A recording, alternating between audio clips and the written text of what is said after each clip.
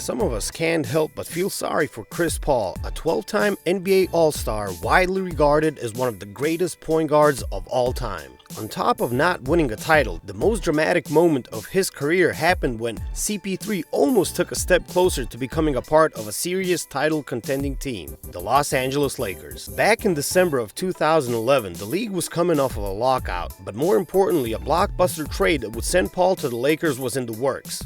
Reports at the time said the Lakers, New Orleans Hornets, and the Houston Rockets have already agreed to a three-way deal that would see LA offloading Pau Gasol and Lamar Odom in exchange for Paul. A number of players were reportedly included as well, but needless to say, the most talked about angle of the story was the idea of having Paul and the late Kobe Bryant on the same team.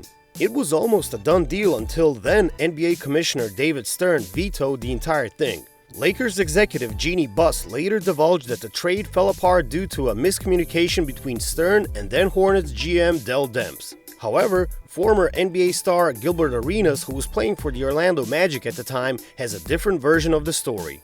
10 years after the deal collapsed, Arenas told Paul about how things played out based on the information he gathered back then.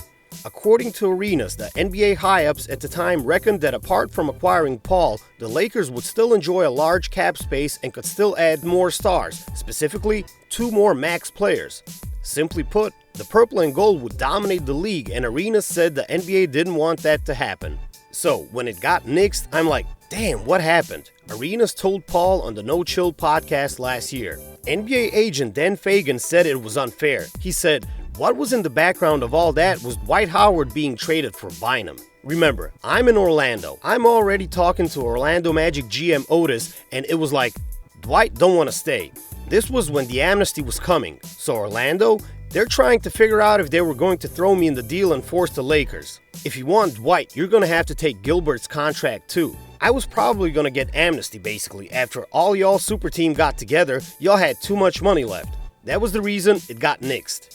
According to Agent Zero, NBA agent Dan Fagan reached out to Mark Cuban and they crunched the numbers. By their estimation, the Lakers would have had Kobe, CP3, Dwight, and 2 max spots open, given the fact they would have had $24 to $30 million left in cap space, and the going rate for a max player at the time was about $12 to $13 million. In the end, Paul still took his talents to California that year, but instead, he wound up joining the Clippers, the other LA team he played for until 2017. However, he once admitted that he had already talked to Kobe about it and was ready to become a Laker when the NBA shut it down. "I was on the phone with my brother and my agent and all that," Paul said of his vetoed trade to the Lakers.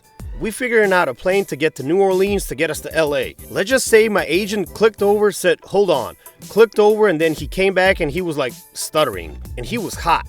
We was hot. Me and Kobe had talked. You know what I'm saying? We had talked already and all that. And it was a lot. It was a lot." Undeniably, the NBA would have had a different landscape had the Lakers managed to sign Paul in 2011. We can also argue that the next 3 or 5 years would have been different as well, and who knows, CP3 would have been a champion by now.